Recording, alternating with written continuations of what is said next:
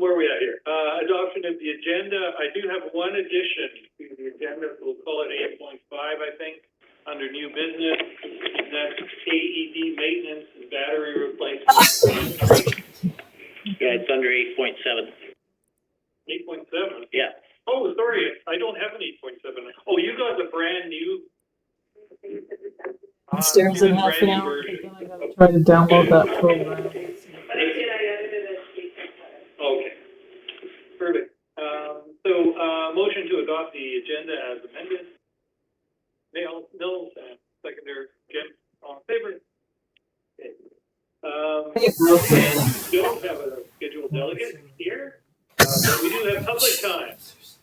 So, Lynn, we're going to have to take a serious look at priorities in the plan, personally. But the idea behind the general manager submitting it is he wanted to put the wheels in motion with Columbia Basin Trust, because they are the ones that can really help us out here if they, see the value. So it's out there. I will still, my plan is to digitize the complete Chris Fairbanks report on this building, which is really detailed and thoughtful, and still relevant from 2013. And I would really appreciate it if commissioners would take the time to read that document carefully. Because if we go into further discussion, I would really like people to have a full awareness of the issues, suggestions, and proposals for this building. Because really, I think there's probably $5 million worth of work you could do here if you wanted to do everything.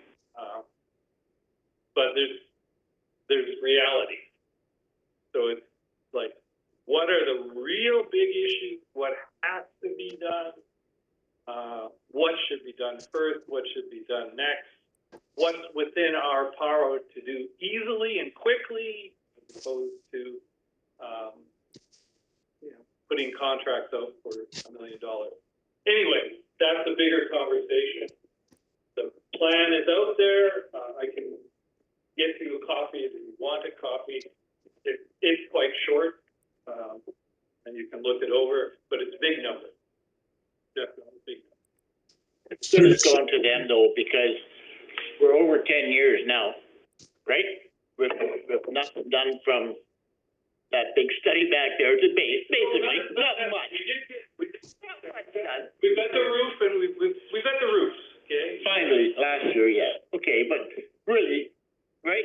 In 12 years, 11 years, we haven't really accomplished a whole lot. So it's good that now with the commission you got going and your stubbornness, that we're going to get something more done, right? Whether it's 300,000 or they give us $1 million, who cares?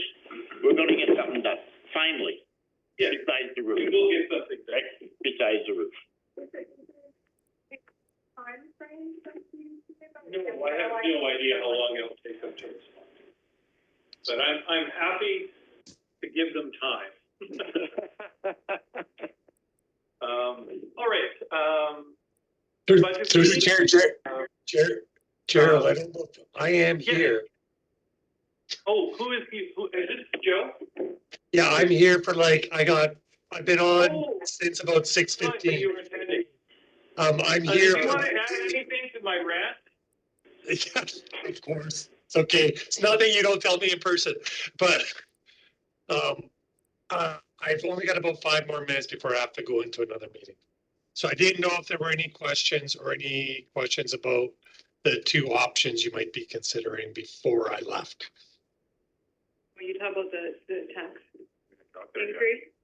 Oh, no, we haven't discussed that yet. The tax increases, we haven't discussed that yet.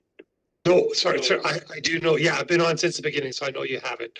If there was anything you wanted to hear from me or had a question for me before I left, I have about 5 minutes. The one question that was just raised, do we have any idea how long it'll take CBT to respond to the development plan? Well, through the chair, the development plan is not so much something that they're responding two. It is something that they're using as information to guide what projects the commission prioritizes and if and how they might consider them. So it's something that we need to sit down and talk about. CBT is not using that as a grant application.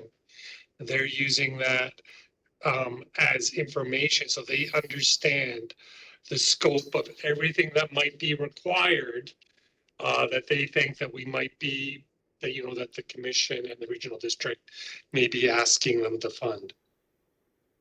So will they be looking at sitting down with the commission at some point to discuss that They'll be plan? waiting, they'll be through the chair, they'll be waiting for commission to say, this is the project that we want to start on, that where we want to start first. And here's the funding that we have available. And here's how this fits into that overall plan. So that they're looking, they're going to still be looking for us. They're not the initiator of projects for other people. We have to still be the initiator.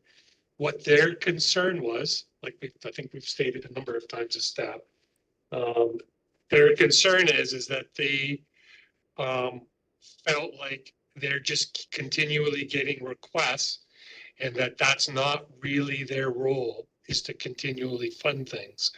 So they wanted to try to understand how projects fit together.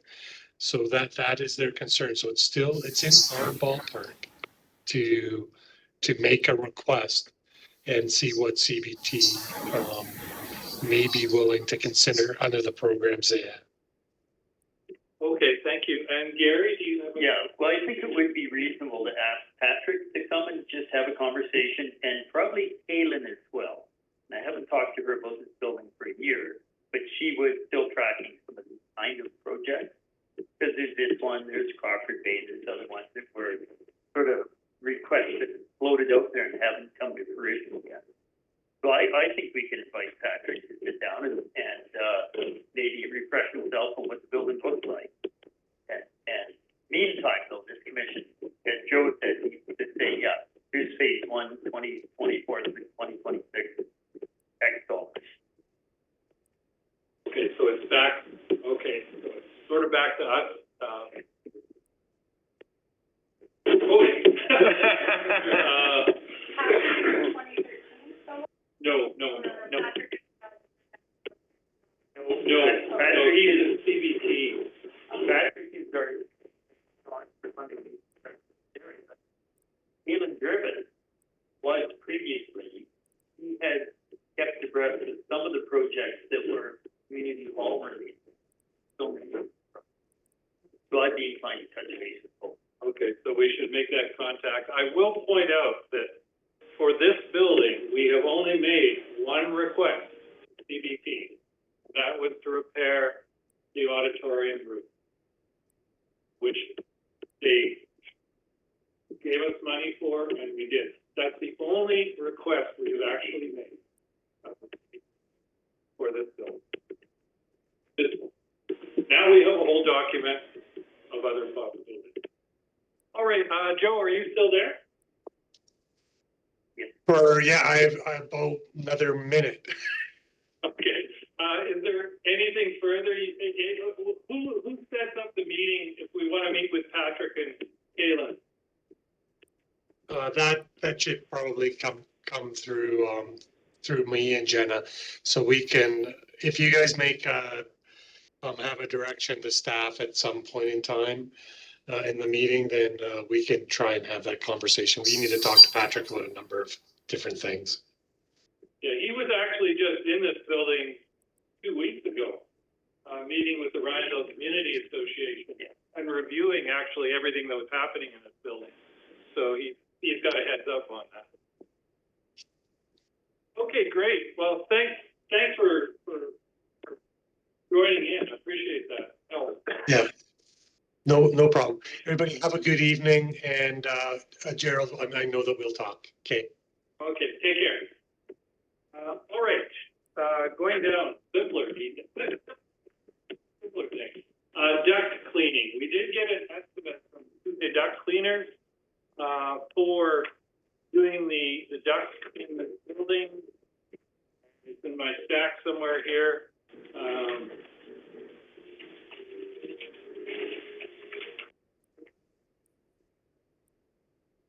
There it is. It will cost $1,995 to clean all of the ductwork in the building. Almost 2,000, close to 2,000. I'll point out that when we did it the last time, which was approximately 6 or 7 years ago, it cost us $1,800. So inflation-wise, that's pretty good. So what's the name of the company? Kootenai Duct Cleaners. So they would like to know if, if we wish to go ahead with this. My feeling is it's probably worthwhile. It's a health issue. 6 years, you can probably go more than that, but 6 years, probably not bad. And it's not a huge investment of money. So a commission can authorize that? Well, I think we can make a motion, and then would it have to pass at the board? Yeah, you have a maintenance budget, it should be within the job. It doesn't hurt to do that, and then Joe could act on it as the contract. Okay, so let's just have a motion that we notify Kootenai Duct Cleaners that we wish to go ahead with this, and then we'll work out the details. But we'll fit either within our maintenance budget or our contractor's budget. Can you make the motion? I'm not going to make the motion. No, secondary, Tom. Everyone in favor of the motion? Yep. Okay. So One thing I found with duct cleaners, some of them will use a sanitizer, they spray in there after they clean it, and they don't want you to have the MSDS sheet for it, so I recommend don't spray the chemicals, just vacuum. Oh, okay, well, yeah, It might have changed now, I don't know. let's Yeah. make a note of that and just, and we can phone them and just ask them. Yeah. Good, thank you. Garbage collection, Donna, that was something you were working on. Mhm. You wanted, Yeah, so, when I was talking to Tippett, they said it has to be the town. It can't be individual people. If they're gonna do this, it has to be the entire town, at least 200 households. So I also got a email, Gary and a few other ones, and it's being passed on to, Uli, right? Uli. Uli is gonna be dealing with it now. Yeah. now, does he see any future in that, or? He does. He said if we can, start a conversation on it, if we can, maybe have questions for him regarding it, he will actually join us for one of our meetings and discuss it.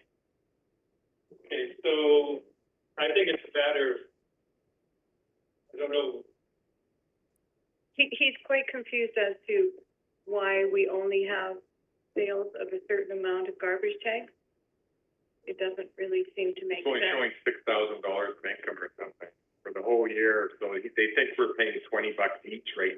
Yeah, for $20 a garbage year per person per tag is what they think we're paying. Not true. Well, they're the ones handling that budget. No, Yeah. no. The point he makes is very valid though, that Mhm. if the tag collection is only $6,000 Mhm. for more than 200 houses, that means that people aren't putting tags on most of their bags. No. Or they're only dropping a bag of garbage in there every month and a half. Yeah. Yeah. that can't Well, be. that's it. I mean, personally, I put in one bag every two Yeah. weeks. So, I'm about the same. Yeah. and so the point is to make sure that people understand the cost benefit. Yeah, well, And in fact, it may not be a saving or as good a deal as it looks. Now that's the next part of the conversation. We need to look at our Riondel refuse budget Mhm. and analyze, where the short, how it's working. Mhm. We don't have copies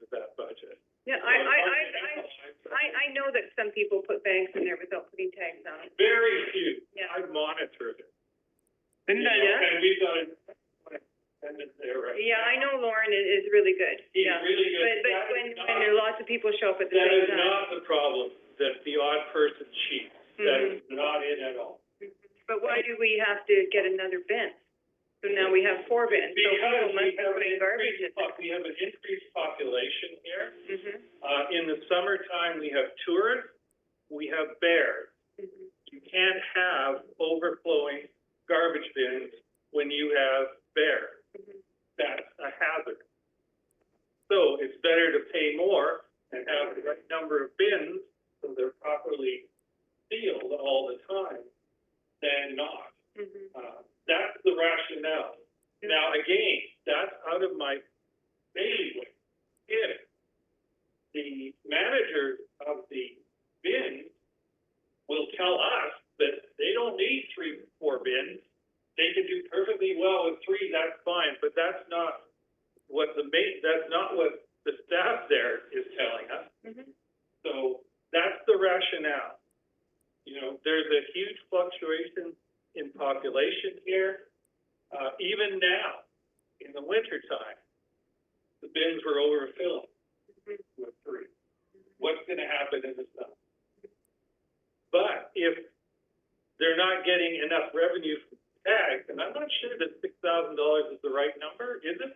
Didn't I read something here in the emails that there's a question as to where is that money going, into which account? And there was a suspicion that some of the money was going into a different account. No, it was correct. We can check that out. Was it? Yeah. So you made a point a minute ago, if you could see the budget, it's clear and published, so 2022, I don't have 2023 actual in this book, I have it somewhere in there. 2022, the taxation was just shy of $5,000. 2023, the actual taxation was $5,600.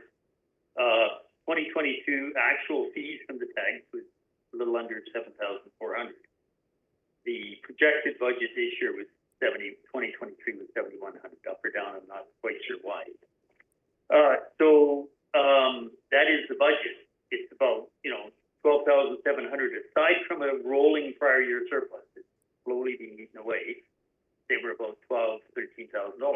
The contract in 2022 is written up for 9,800 estimated, but of course they all different amounts and the like. Tipping fees will vary depending what they all end up in. So the actual contract cost is about $8,600 in 2022. Estimated this year, the contract cost might be around $9,400. So out of the $13,000, there's an amount that goes to salaries for whoever's standing there. And then there's the overall administration side of it for putting the contract in place, running the billing, doing all that stuff. So the budget is pretty clear. I think Uli's point is if you're only say bringing in $7,000 at $3 a tag, that's not a whole lot of tags. Is that enough tags for 200 plus thousand? Well, yeah. So I'm not arguing it. I'm just stating it to get the numbers to say to people to vote, because if they don't vote, this won't happen. You just have to. The thing, Carol, I know you're the chair. You're telling me to stop talking. no, I I just will. want to clear one detail. The number of garbage tags, that means the more efficient people are at recycling, the fewer garbage tags they buy. That is the goal, is it not?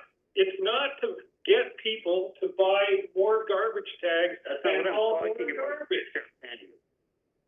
I said that an hour ago, but that's not what I'm talking about. If you want the regional district to consider a whole town service, you need the real numbers. You need to know who's hauling to the transfer station. My daughter, for one, hauled to the transfer station because last Sunday we were both there. You need to tell people, here's what you collect already from the community. You need to tell people you can make a choice. But if it is a mandatory 200 plus household defined area, you'll need to vote on it. So I don't dispute how much garbage you or anyone else, or the fact we want to divert. We need real numbers and a real understanding of the advantage. And that's the conversation that might be best, as I said, if I could just carry on at a town hall meeting, because it won't be just the commission. It might be a little bigger conversation. Chris, we do have when, with, from not knowing it, to when a salesman Was there a change in?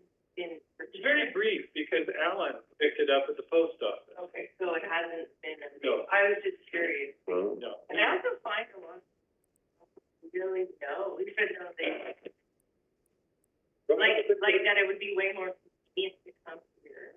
It actually blows my mind. Like that, even people that live in town, they used to going to the dump and they continue to go to the dump. So to my point, you're not gonna solve it here.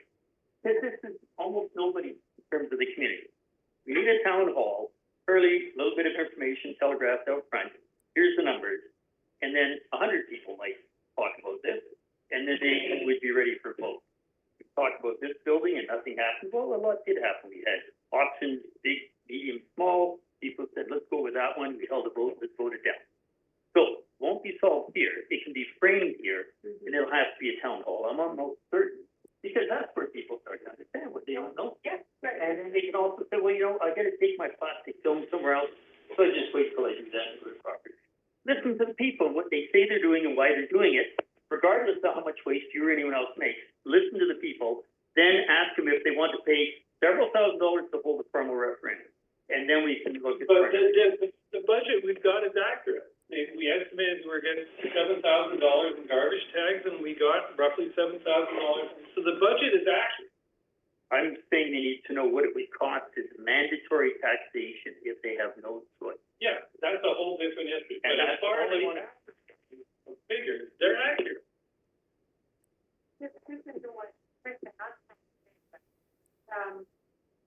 Would it not be worthwhile to do a really small budget thing to notice in everybody's mailbox to let them know that they can put their garbage there?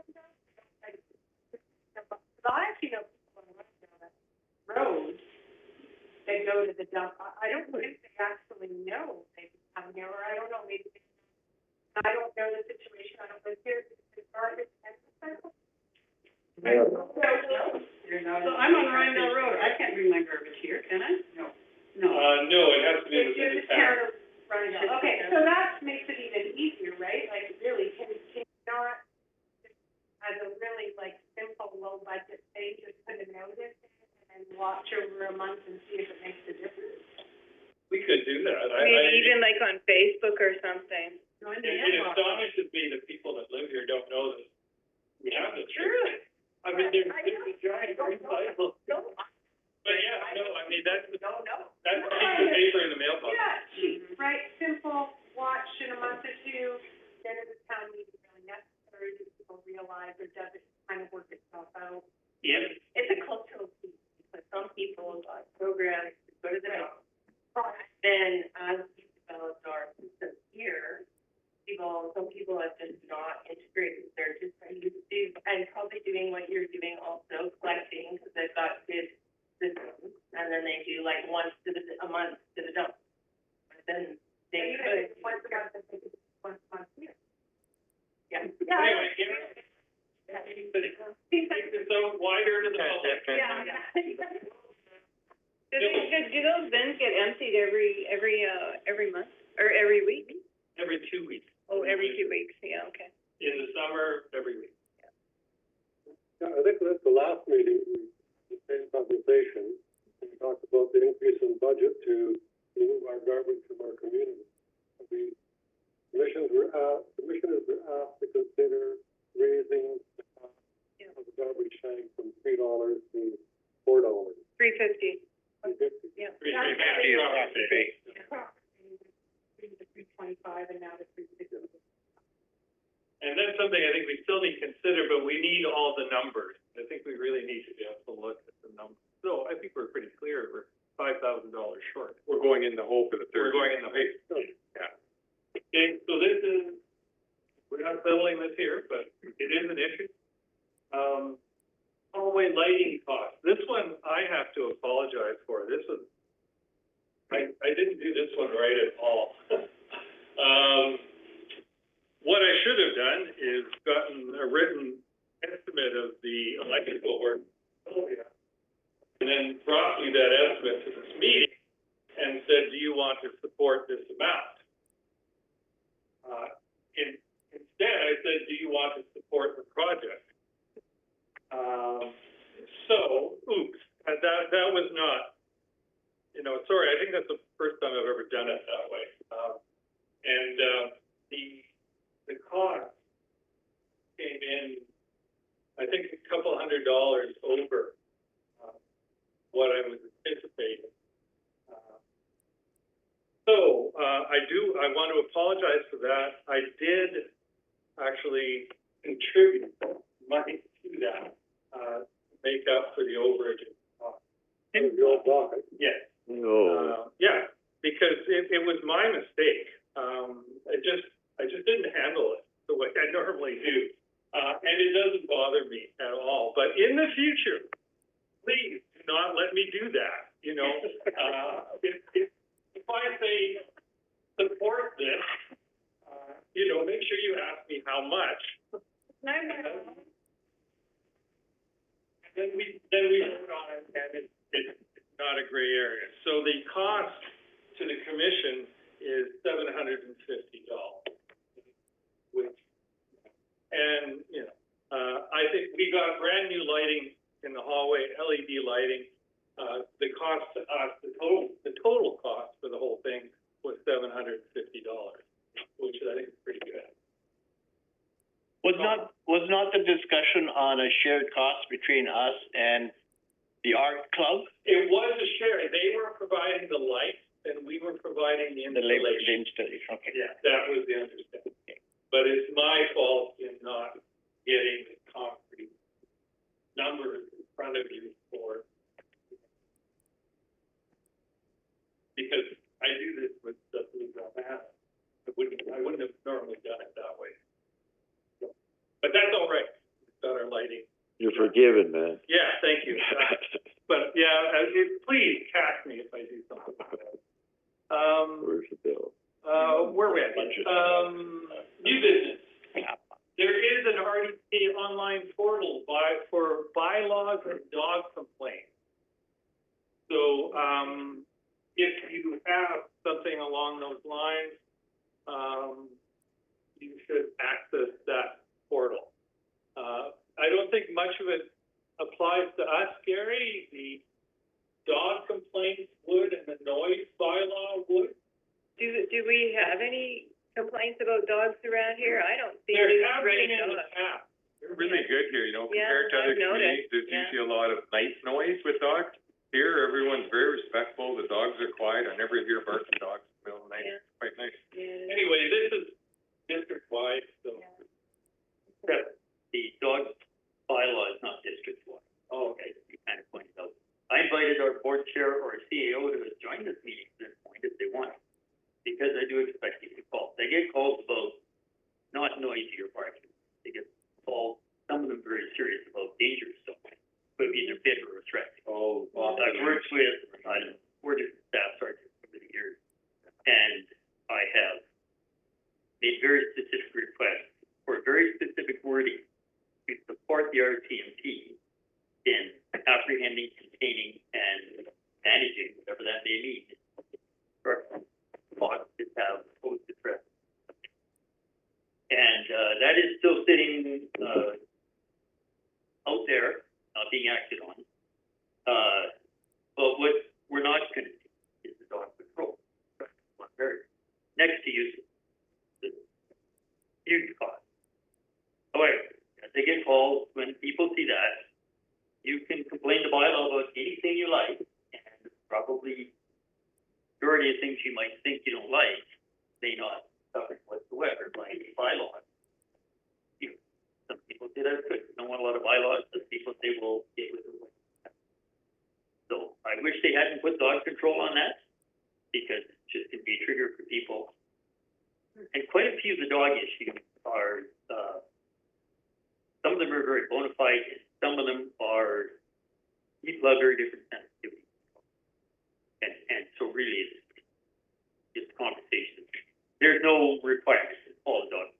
And one thing the website does is it does identify which bylaws apply to which areas. Yeah. So if you're not sure if a particular bylaw works here, you'll see it on. We don't have any here, do we?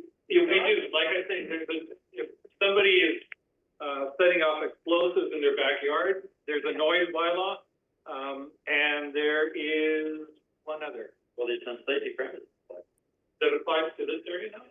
Oh, I didn't know. Very. Than last year. RDK website, if you go to their website, Yeah, it's on the right-hand corner, I quote it. There's like a bylaw? I'm just looking if there's a particular here. Yeah. Oh,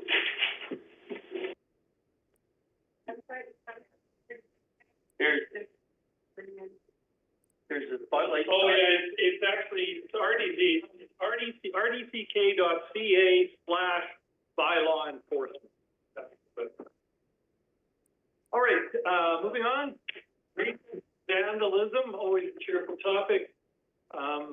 Just so you're aware, in the arena, in the rink area there, someone damaged some protective posts that were around the water standpipes that were using for flooding the rink. They were ripped out, partially burned. One of the hockey nets out there was partially burned, and paper was stuffed into the gas tank of the snow blower. Oh. So, you know, there's a monetary cost. Oh, and one of the basketballs was totally pulled down and wrecked. It was just parked outside because they were using it to prep the ice. Any suspects? Is that? No, no. So it's just disappointing, and at one point, our maintenance person put a camera out here, and unfortunately, he'd left it out there a little too long. It was identified and wrecked. So it's just an ongoing issue. The only solution to this issue is video surveillance. It's the only thing that the RCMP can work from, unless somebody signs their name when they're there. So we're trying to improve the video monitoring in this building. It's a challenge. There is nothing we can do out there. I mean, to set up cameras, monitor that area, I think would be a challenge, would be difficult. You mean the It's a curly big ring? area. to go all It's the a way big around. area, they would have to be Dark. outside, they would be vulnerable probably. Need some lighting, I think. too. Yeah, so it's just, all I can ask is that people be aware. And if we can catch anybody on camera, we'll do it, but, hasn't done it. You figure it's gotta be local, right? It's gotta be Yeah, people. but anyway, it's no point speculating, because I did report it to the RCMP, so it's on file. Insulation grants for homeowners, no. No. Oh. The other day I was reading the Nelson sign, you want insulation in your house. The bottom line is, if you want insulation, you pay $5, BC government, BC Hydro, and Fortis will pay $95 on top of that. They pay 95% of your insulation cost if your income in your house total for two people is below $53,000. 53,000 Oh. total income. Oh, total Yeah, it's an income-based grant. Oh. So there's two qualifications. The house has to be in your name. You have to be registered with a utility company, Fortis or PCI. Your house has to be worth less than $1.2 million. Yeah, that's, They'll insulate your wall space, walls, your floors if they're all insulated. They'll do your walls if they're not insulated, or if you want them insulated. They'll do your ceiling. They'll do that, low end, styrofoam or spray foam. Whoa. Another thing is, you don't pay upfront. contractor does the grant application, and the grant goes to him. So the invoice, you can see, what they call a typical invoice, so much for this, so much for that. Grant, your cost is $152. So the homeowner doesn't pay up front. So if anybody's interested, if you know somebody who's interested, Bless you, my son. Bless you. No, we did it. We're in the midst of doing it, but they want their payment up front. And then they'll put you on a list yeah. as to, figure out when they're gonna come and do your place, but they do want their They want a money up front. deposit. But, Just your homeowner? They want, it's not a big amount, but they want it up front. yeah. Yeah. So is that the same programs on it? I think so. Is it? It's the same. Program? But do you have to? You have to use one that's okay. Contractor is registered for this program, yeah. As long as they fall, as a contractor. Yeah. There's just, I've just seen different criteria when it's. Yeah, who were the ones that we used? Jordan Nelson. Whatever that was doing. Yeah, Ewing. Ewing's Ewing. doing ours, so we got a deposit on it, and the temperatures are good, cause we do have some spray foam work, they're gonna do it in spray foam for us. Yeah. There's 4 different options. So you get, insulation bath, you get fiber blow-in, you get, styrofoam board, Spray foam. or you get spray foam. And also, Bill, there's also, if you make more than 53,000, you still can get, Yeah, if you're, I think you're only 70, then you get 60%. It's in there if you read it. How long did it take? I don't know. We're gonna, our ceiling is R20, we want to go to R40. So we're just starting that program, so I'll register, you get a number with the grant people, you take that number to the insulator, and then we work from there. Yeah, it takes a couple of months before they okay you. And then, you give that number to the insulators. Keep in mind, you go R40, you will never access your attic again. Yeah. I had it done in Samuel there, I had it all done, man, that was nice and cozy. But you look up there and it is filled right up to the top, you can't go do nothing in the attic ever again. okay, thanks, Bill. Anybody else would like a copy? We'll put a couple copies in the library. That's a good find. Good job. Thank you. Great. Well, there's lots of rebates though, for windows and doors, Yeah. for appliances, there's a lot right now. What's What's the name of the company? Yeah. What's the name of the company you're with? Ewing, E-W-I-N-G, EW. I-N-G.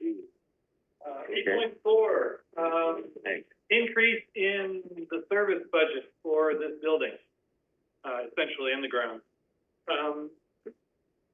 We're sort of looking at 2 options. We could increase the service amount, match inflation, more or less, which is 6%.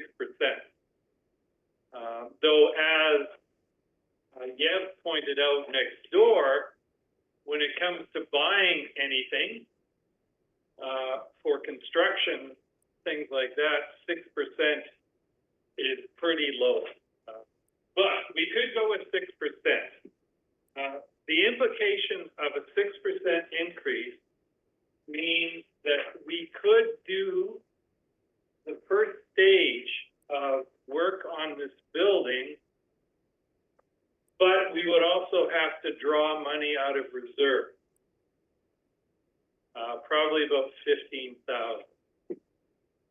If we go to a 14% increase, it means that we don't touch the reserve on So, the building. what is the service budget? What is it? Yeah. It covers everything to do with this building and everything to do with ground maintenance and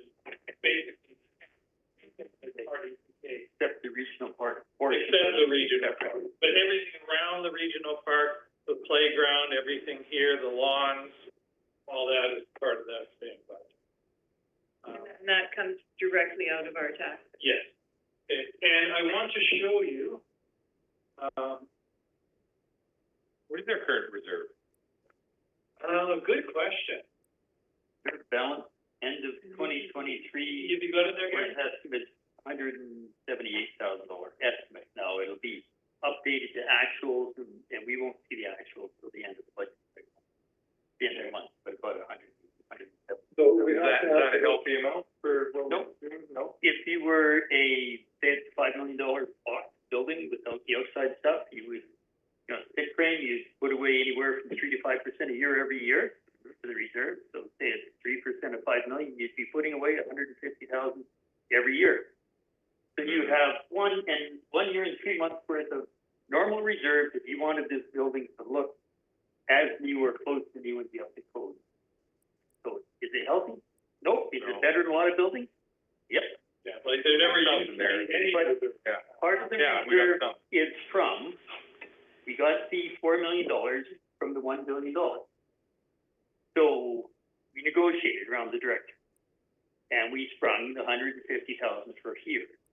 Because I argued this building is held for the community by the regional district, one of our worst conditioned buildings compared to the rec center. So let's bring a little money this way.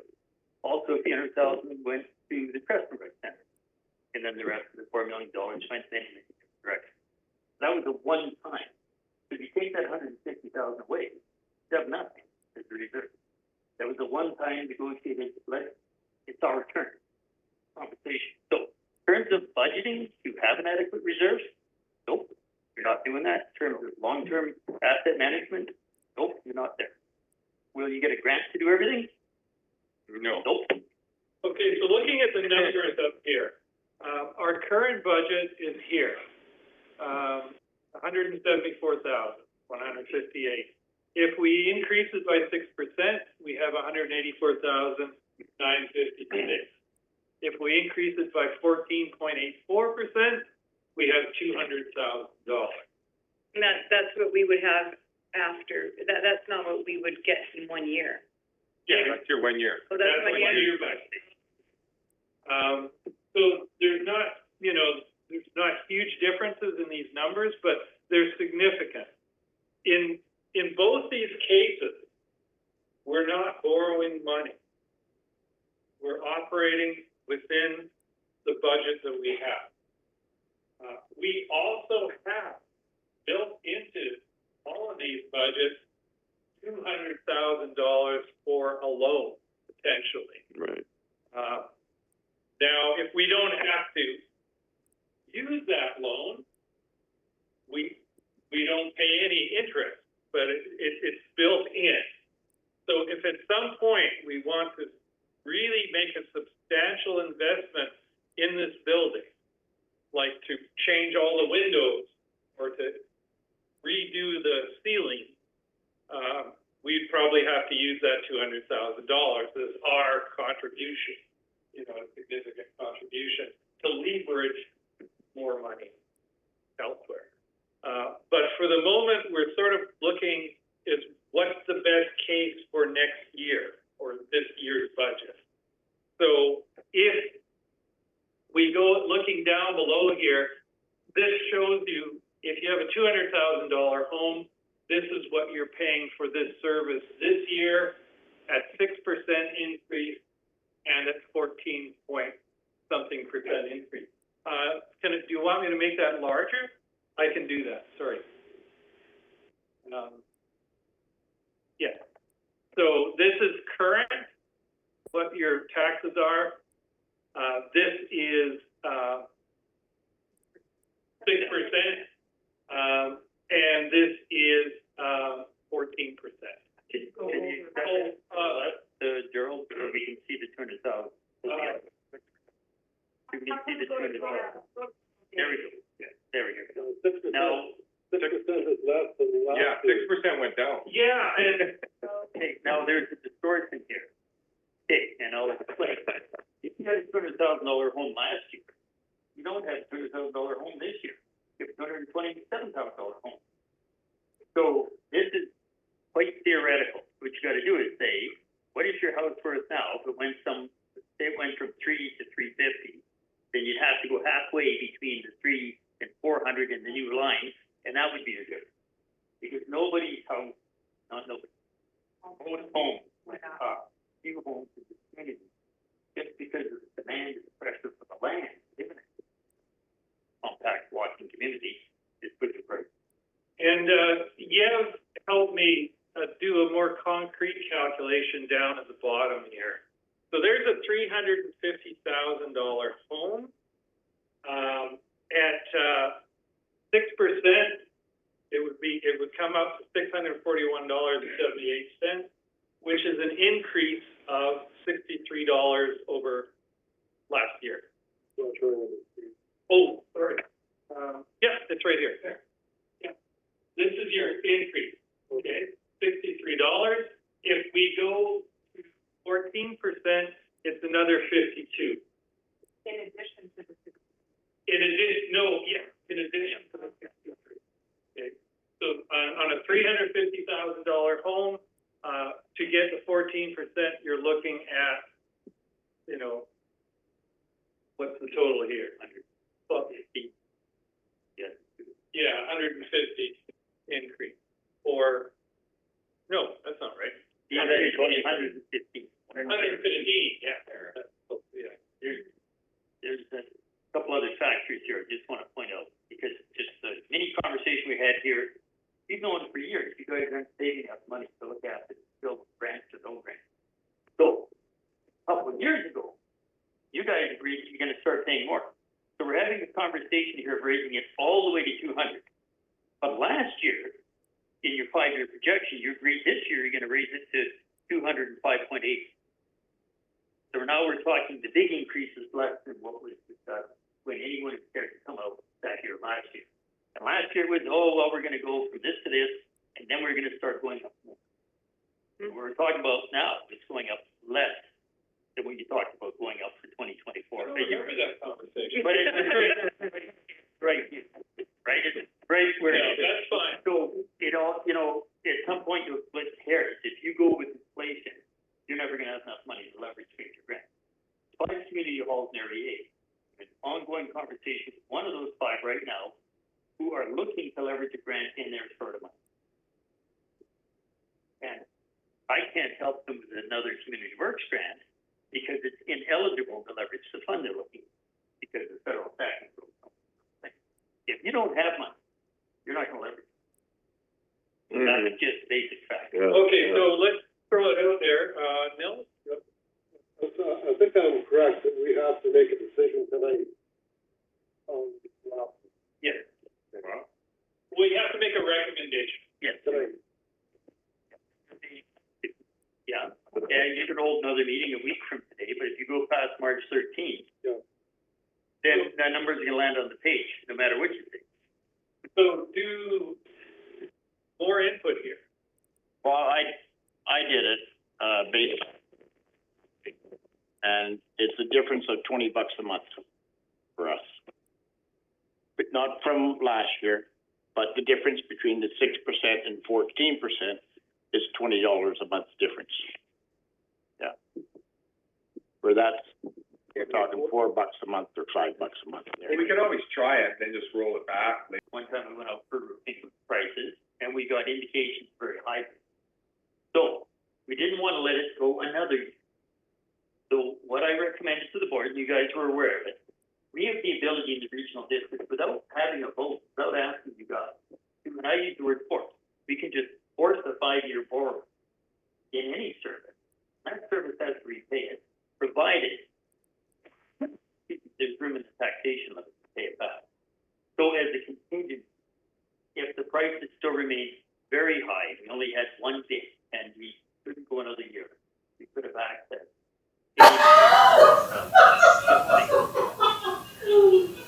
So it's still good. So that was all?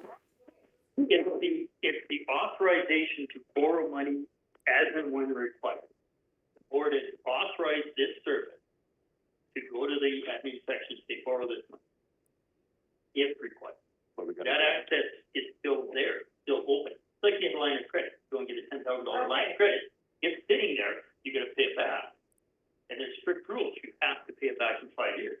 So if you borrow 200, you better have 50,000 plus every year, or 40,000 plus every year to pay it back.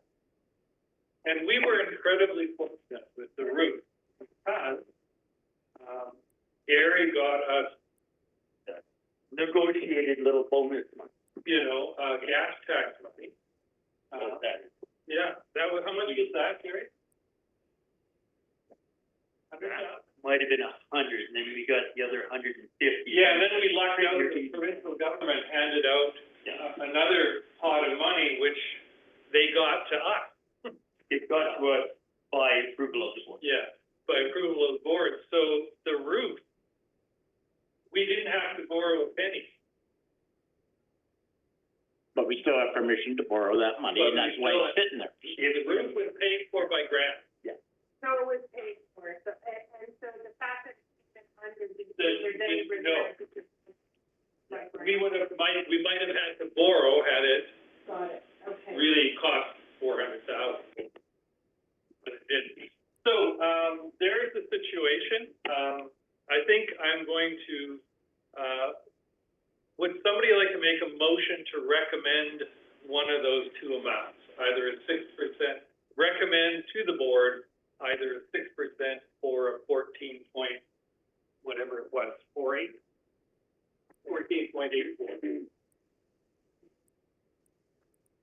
I hate to do it, but I'll do it. Well, because it's, You're leaving town, so you can make. my old age pension doesn't pay my taxes. I'm still willing to go an extra $20 a month so we can take care of that gymnasium wall without touching our reserve, because I'll second the motion. Okay, we've got a seconder. Is there further discussion? Let's do it.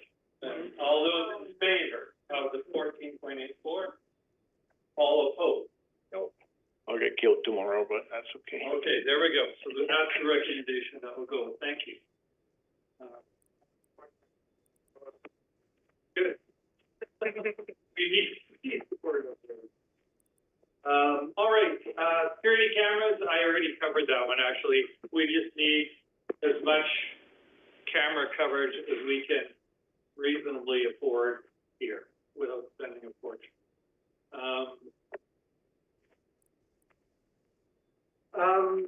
It's just, and if we see a need and a location, we'll buy a couple. They cost about, I think, $150 for two of them.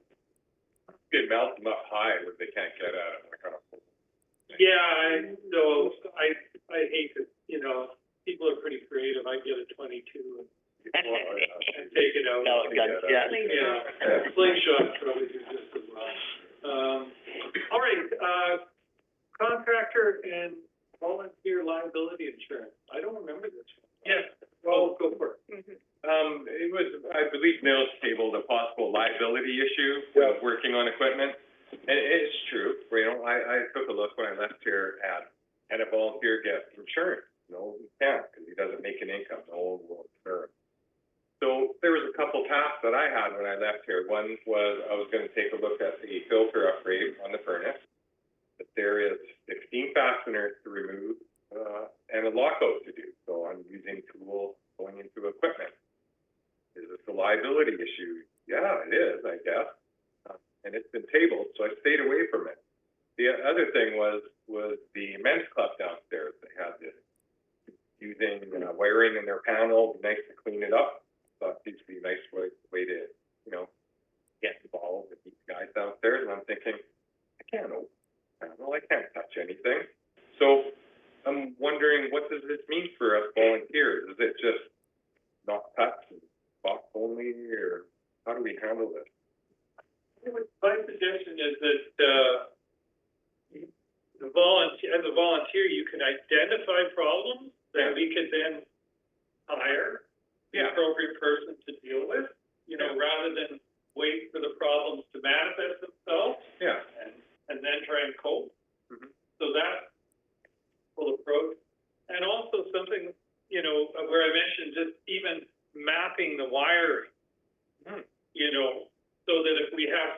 in working on the system, Mm-hmm. they don't have to waste time tracking down fuses and where things are. They just can look at a chart and go, okay, this is the fuse I have to trip, it's in this panel, you know. That you can do, it's non-invasive. There's some labeling you can do. To do it properly, you gotta open up the panels and see what's going on, cause you know, this wire might not be going where you think it is, or there's two wires going to a breaker, there's some wire threaded in there that shouldn't be in there, and there's all kinds of things. You gotta open them up. And there are liabilities. So, well, then if you're not comfortable, then yeah, I would. Yeah, it wasn't him that wasn't comfortable. I'm comfortable, I do that, I'm comfortable with it, but Yeah. it was brought up here for discussion, and I kind of backed off it, thought, oh, okay, there's some stuff I'm unaware of, maybe there's been liability discussions or incidences that have happened, so I'm not sure, know exactly what I can do, what a volunteer can do. Yeah, There is such a thing as volunteer insurance for your volunteer. It's a group thing, and you need to get the names and ages of every volunteer that does anything for you. And That then would they're be covered like a WCB. It's a personal injury. That's not liability It's of, not a liability. property, that's just, Yeah. so I don't have any answers, Sylvia. Well, I'm familiar with the Civil Society, okay, who are run by law, yeah. and I believe they have some, I want to talk to them, A liability? liability or something. Oh, it's a WCB. So it's only personal then? I don't know, but it might be worth asking. Yeah, What kind of insurance But they it's have. all run by law. yeah, Because there is a, Running the hospital and all that. yeah. because there is a liability issue that was also raised with changing those lights in that group doing that Yeah, work. so they must, yeah, so that's nice, Sylvia, that Yeah, okay. probably is a good way to go. Okay, well, I know Wade, I've talked to him already, so I Yeah. can reach out. Talk to him. Okay. I So what worry is about that- that lots. I worry about that lots. About what? Bluebell Manor, when I was plowing Bluebell Manor, and there's cars parked in there, because I have no insurance, right? And that's why we very rarely have But favors like I that. do have other seniors in town that I do just for the hell of it, right? You can get liability insurance, that does, If you make money. even if you just I make don't a make little money. bit. Okay, if you don't make money, you can't get it. Losing property. It's a No, zone well, we're going into. so, Huh? I just It's a wonder, zone we're going into. like, are you concerned if he Litigation. touches anything? Yeah. Like, that's what it sounded like last time, that you were concerned that if he touches something, then, Start. Well, I wasn't thinking I of don't like think anybody taking would a sue, panel but you off never know, something right? inside. Well, Yeah. You know, I was thinking if you're It actually happens. doing any wiring, whole insurance, liability. yeah, I don't think, I don't think you were ever gonna do any wiring, were you? You were more than likely gonna be troubleshooting? Well, that's something, you're playing with wires, you open a panel and you start rejigging things, you're playing definitely with wires. Mhm. I just didn't know where to go with it, and I kind of left here and I thought, geez, I can't touch any of that stuff, that's all liability. Electrical, yeah, electrical, so we changed balance. Mhm. So, yeah, where's the line, what can I do or not do? If nothing goes wrong, if nothing goes wrong, you're okay. And is it this group that's gonna say, no, that's a liability issue, Andrew, or? I mean, it's, The roof's done, I'm responsible to check at work safe to make sure the roofer has been paying his dues over my insurance. I'm not sure who's responsible. Isn't that something that Joe would do with contracts? For staff, they're all covered, right? We have an occupational health safety officer on it, like, risk and. But should we be checking a contractor's qualification? Well, if you do like you did here, and you put a recommendation and ask Joe's guys, whether it's AJ or whoever, to firm or line up work or issue work orders, then that's his. But what if if I get Doug here to service the furnace? Is he insured? Yeah. He's insured, I'm telling you, I worked at Tech, and yeah, big contractors are not paying their dues. And you're. Well, I don't know, so who's Gary, who's responsible to check? Well, if you're paying an admin fee, so if you take it on yourself and circumvent having someone who's, like, we have project managers who put out work orders, best contractors, whatever, if they need sole source or whatever the competitive process is, and then they do all that checking. If you take it on yourself, then you circumvent it. Yeah, but you have to, because if the furnace goes down, you have to have someone here the next day. In the middle of winter, If you want to have a conversation with AJ, and just say, here's the three main maintenance people who work in this building, one, gas tickets, one's electrical, and one's, plumbing, maybe same person for gas and plumbing, and you'd like them to just check that for you. so that we could. Why not have him do it? He does it. So if our candidates want to talk about this, and we can just, because we only have like 3 contractors. Yeah, Did the AJ have it? You have Gerald. okay. Ask him or ask Joe. Then we put it in official hands. When I worked with, Transport Canada, $50 million a year, well, 100 actually, between Vancouver National, the other, we never let a contract for those workers come up to date and their insurance and everything else, every month. We let, $100,000, $60 million, multi-million, every time you let a contract, every time. Yeah.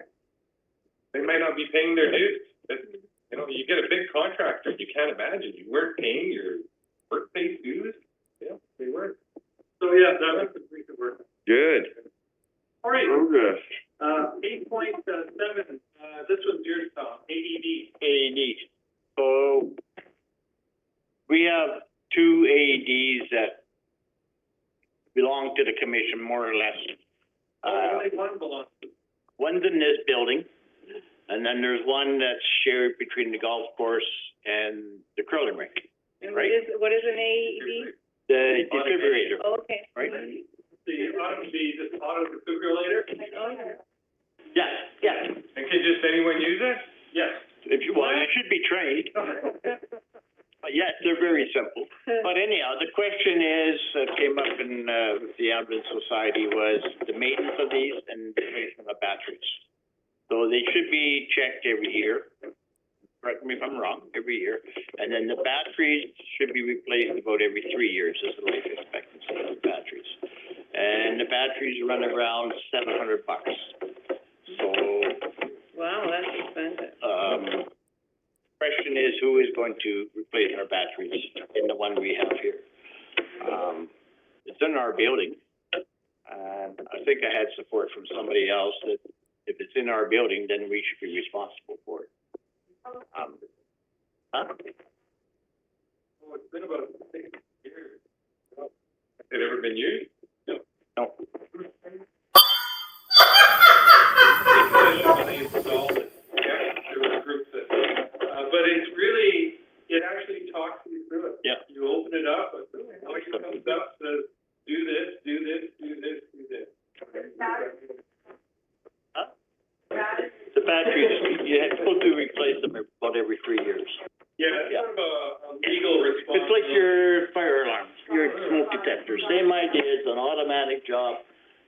Replace the battery every year. Now, in the past, it's been the ambulance society that's paid for replacing pads, replacing batteries. So Tom is suggesting that maybe for the one in this building, that it's really our responsibility. Do we need one, being so close to the ambulance? The ambulance is, not manned full-time, It isn't. and they only have enough people to work 1.5 rotations. With the new laws that are going in, it's even worse than that. So there's a question on either should we even have one inside the building, but we should have one in town. Yeah. And you don't dare put it outside because of the vandalism, Oh, yeah. right? So, And this is, this is where the seniors association was all the time. Yeah. And it's you younger people that have heart attacks. Yeah. and it's here. Yeah, no kidding. Yeah, so the curling club and the golf course would pay their share for the other one? Or the ambulance society would pay it. Oh, I thought we had discussed ambulance society or us for that one. Yeah, I don't think I'm paying for 2. Okay. That was curling club, actually bought Bought it? and so, and I think the ambulance society can afford to pay for one. Right now they can't, until it just depends what happens with it. Yeah, I mean, if it gets to the point, then we could raise that again. But, let's just deal with the one that's here. We get emergency phone. Yeah, I think there should have a motion.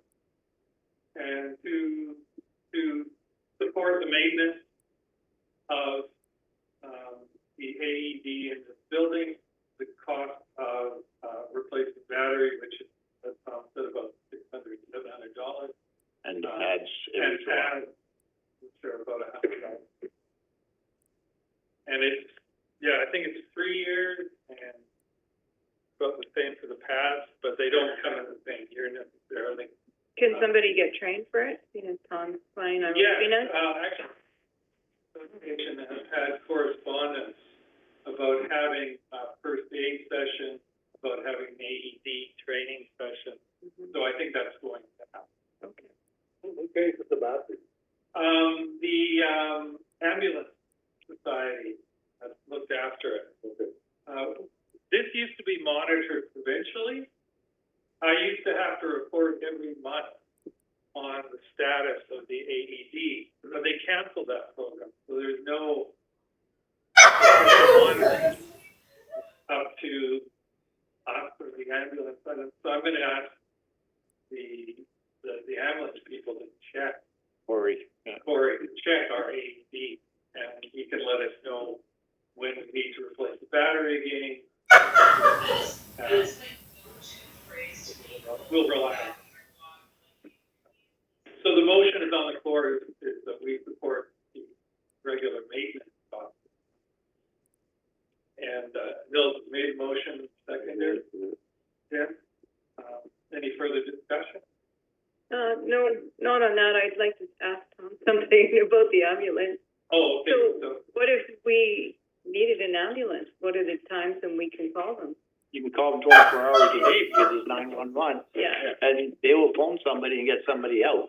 yeah. But it might not come, in the area. but it might not be these, them. Well, it'll be Susie or Corey or Mike. The problem is they only have 3 of them. Yeah. They run 24/7, 365 days a year. And what are they paramedics? They can use, you're not all So all in favor? Okay. All opposed? Take care. All right, You still get your answers. You okay? and, Gary? Yeah, there's one thing since we last met that I thought I'd just get up on. It's kind of nice that Neil mentioned the, home installation of those improvement grants and the like. There's a few other programs out right now that are pushing rental suites, secondary suites, carriage houses, that kind of thing. And it's hard to find a lot of information. The town of Crescent and the city of Nelson both have initiatives where they're trying to pull a lot of information together. The town of Crescent is up and live now. That's part of what you can see on the page, and Ashton's done a pretty good job on it. So if you go to Preston Housing Hub, search that, and you can find under here support. Like there's a program where if you're going to say you have a building that's not a residence, but you want to spend some money on it, get it up to snuff, you can get a matching loan up to $40,000 to convert it into a residence, as to have a building inspection, building permit. And if you rent it on the market for 5 years, they can forgive that $40,000 loan. So depending what you have and how, your cash flow looks, and some people say, yeah, another suite would be good for more retirement income or whatever. That's one of the more generous programs going back to the 70s. But there's a number of other initiatives, and also one of the ones I push for is to get information all the way to this website, so people can understand a little more about the Residential Tenancy Act and stuff like that. So, if you go through the page, it's got a little bit of information about owner builders, landlords and tenants, what does the act say, and what did you know, various resources, financial support. So even though this is a town initiative, I think the way they package it is it's called this Church Creston Housing Hub. but this is the example. Well, what it talks about is all these, I mean, the Tenancy Act is relevant to the entire program. So it just says, here's where you find it, here's where you find financial, and here's where you find out about these other grants and secondary incentives, which are, it's just part of the act that us rural directors say, yeah, great, add housing. That's one page goes to start to learn. The concern about, well, what if things don't go well with the tenant, or what if this, or what if that? Is there a time limit? When does this open? How will you go? So there's quite a bit of, and, you know, we may only add a few dozen additional houses out of this kind of thing on the East Shore, but I've had a few calls, people are interested, so that's a good location to go and find it. Yeah. So that would say, well, if I should want to do it, when she gets $40,000 from the provincial government. Well, yeah, there's this BC housing incentive stuff, so, and some of it flows through the Fed, I think, but here's Okay. this. So this is my question, so whether it's provincial or federal position. So I'm gonna decide to do this, so she's got this payment. Doesn't know, payment, if you focus on the payment, my concern on that. Does this loan from her mortgage, if she has one, does it make her vulnerable to the government repossessing her assets or anything like that? Like what happens? Do you understand what my question is? Well, I'm not a financial advisor. You No, know, it was tough to get the town to put this up because it's exactly the kind of question. Yeah. Sylvia would be a better advisor. No, Obviously, it's on you. There's tons of information, financial Okay. information, you gotta understand. Okay, great. And it's a forgivable loan, so I don't even know if they can make any payment. Like, you know, those COVID loans, you didn't pay, you deferred, and then wham. You have to Either pay you for got, that. either you had to pay back or not. And a bunch of people are It having. could well understand, it's just a source of information Thank you. with no financial advice, But so basically, you know, to make sure you know what you're getting. but it's in one spot. Yeah. Okay. That's the only thing like, Oh, thanks, Gary. Quick review of our finances for the last month or so. These are our revenues. Our revenues are pretty good because people paid for their room rental. And we did increase the rentals by 10% this year. Try and keep up with increased costs. No surprises. You can see what we get from garbage tag. Can you make it a tiny bit bigger? I can. I'm going to lose some of these big sides. Yeah. So you can see we took 700 for garbage stickers here. Another, a few more garbage stickers here. So $700 1 month, basically. And then all the rest is basically rental income. What is interior health here? Oh, that's, they did the flu clinic here, so they paid us $100 to rent the room for the day. Yeah. All right, and if I flip over here, we have the expenses. And the thing to keep in mind with this is that expenses are often split between the water service and this service here. Like all the fuel costs for the truck, half goes to the water service, half goes to us. Or we pay half because that's a shared resource, okay? So that's why you'll see a lot of split costs here. And then regular costs are like operating supplies. Anything that's water supplies actually isn't something we pay. It goes to the water budget. Vehicle parts, same thing, it's split between us. And and it's the same, snow removal, that's a cost to us. But, there's stuff here like chlorine, I think. You move it over and find it so we can see. Oh, yeah, yeah. Let's go.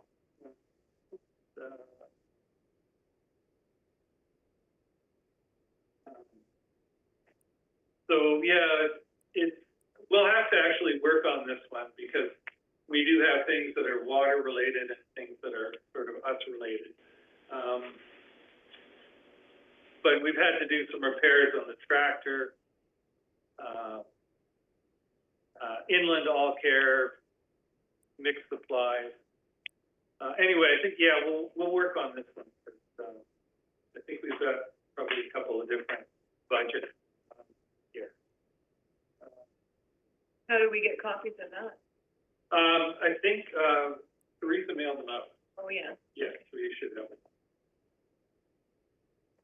But, yeah, again, so just, gives you an overview here, but there's nothing that's particularly abnormal. It's just our tractor has definitely cost us more recently. And it's still in there. Wow. How old is the tractor? It's about 12 years maybe, but it's got very low mileage, so, actually someone came up, an RDCA staff person came up from Preston to look at it, to determine if it was worthwhile repairing or replacing. And his judgment was that it's still worth repairing rather than. Usually you're good for about 5 hours before. And I don't know what it is. And that's it. Back to, here. Anything further from the public? Hung in there. No? And you still have one online. Oh, who else is online? Well, it's just public. Oh, okay. They're very likely recording. They may not be here, they might. Julie's phone number? Okay, No, somebody. okay. I think we're in the. Oh, okay. Okay, Tom, to say the motion, please. Okay. Thank you. It's been a long night for most. Sorry I missed the budget thing, you guys. No, you're not. No, I am. Just sorry you let us down. Well, my wife does she does all the email, right? Here, have it. Oh, yeah, cookies, thank you. Tom, you better take a cookie. Good going. I'm gonna take two, one for my wife, and I get Everybody have a good points. Then I'll get scared about missing the email. Yeah, okay. Gerald, do you want a cookie? Yes. That insulation Here's a- stuff is pretty amazing, man. There's some good rebates